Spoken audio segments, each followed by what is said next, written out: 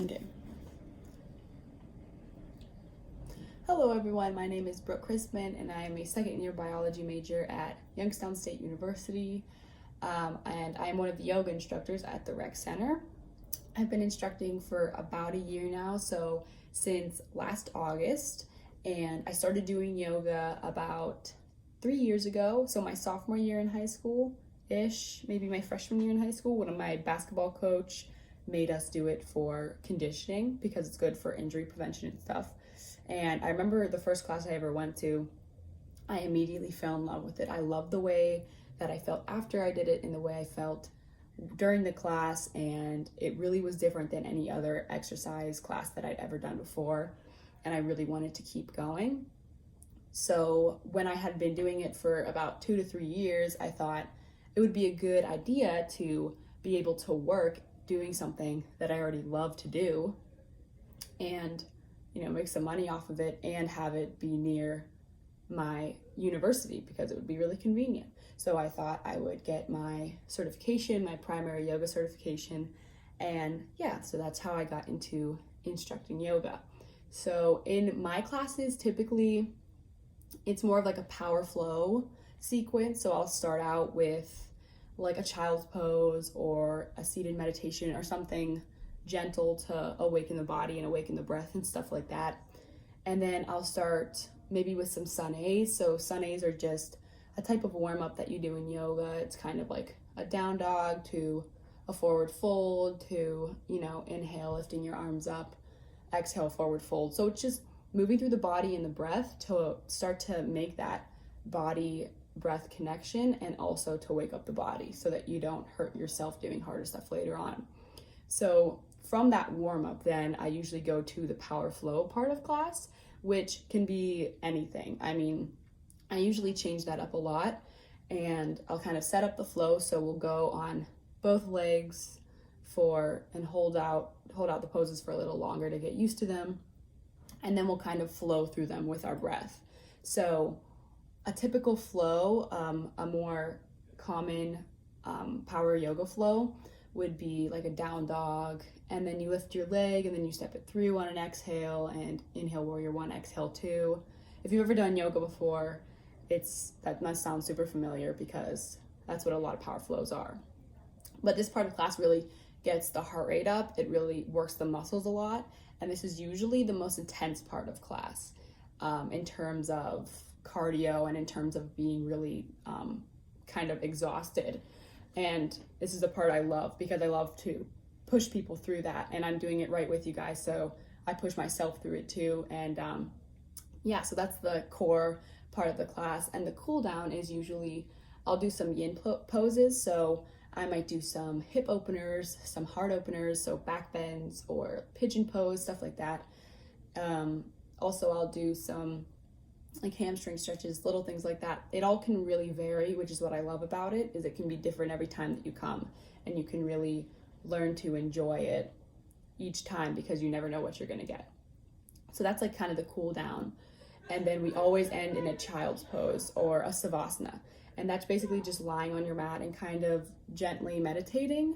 And, I usually play some really soft, gentle music to kind of get you in the mood to cool down.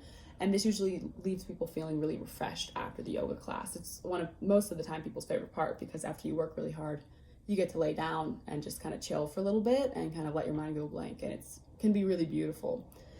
When it comes to music, I know a lot of yoga teachers will do some music with no lyrics and kind of flowy music, which I do enjoy. But personally for me, since it is a power flow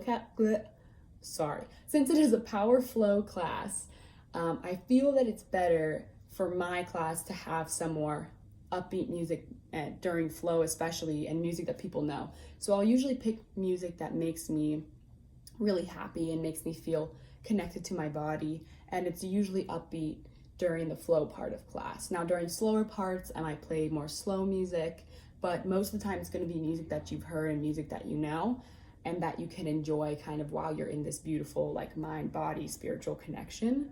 And it sounds silly, but it's true. And the music really helps with that a lot. And I usually vary that quite a bit as well. So what I've gained from teaching, so I've gained such an appreciation for the practice, for yoga. And I've seen how it can help people. And I've had so many people come up to me and say, your class has helped me so much. And I never thought I would like something like yoga. And they just fell in love with it. And I love to watch people fall in love with it. And I love to push people and make them feel like they can really do something that they didn't think they'd be able to do. And I also love to make people aware of their mind and their breath when they're exercising in general. So not even just during yoga. I love to see people kind of really listening to my advice when it comes to breathing, and it just feels really beautiful when you're, leading a class, and every time you tell everyone to take a certain breath, you can hear them all taking the breath. It's really empowering, and it made me love yoga even more. It also gave me a lot of confidence because it allowed me to get used to speaking in front of a lot of people, which I'd never really done before. And yeah, it made me really confident when in other parts of my life I have to talk to people and stuff. It made me feel really good. So that's how teaching has helped me. If you're interested in yoga, you're completely welcome to come to my class. If you're not interested in yoga and you think, I don't think it's for me, I don't think I'd be good at it, I can promise you that everybody has a place in yoga. Everyone can do yoga no matter where you're at. It's never competitive in my class. It's never do better than the person next to you. It's help the person next to you. So wherever you guys are at, there's no judgment. So never feel like you're going to be judged if you come into my class, or if I can't touch my toes, people are going to laugh at me, because that's not going to happen.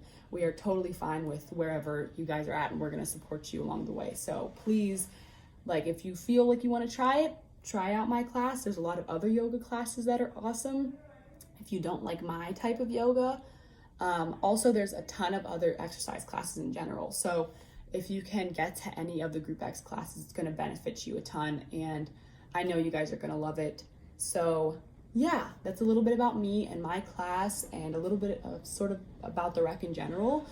And one last note that I'm going to bring up is any type of physical fitness is going to improve your mental health so much, especially something like yoga where you're focusing on it. So trying to get to the rec, if you have it as a free source, when you paid for it through tuition, but you have it available, you already paid for it, you might as well go to it. So try it out. It's going to benefit you. So I hope to see you soon at one of my classes or around the rec, and have a lovely day.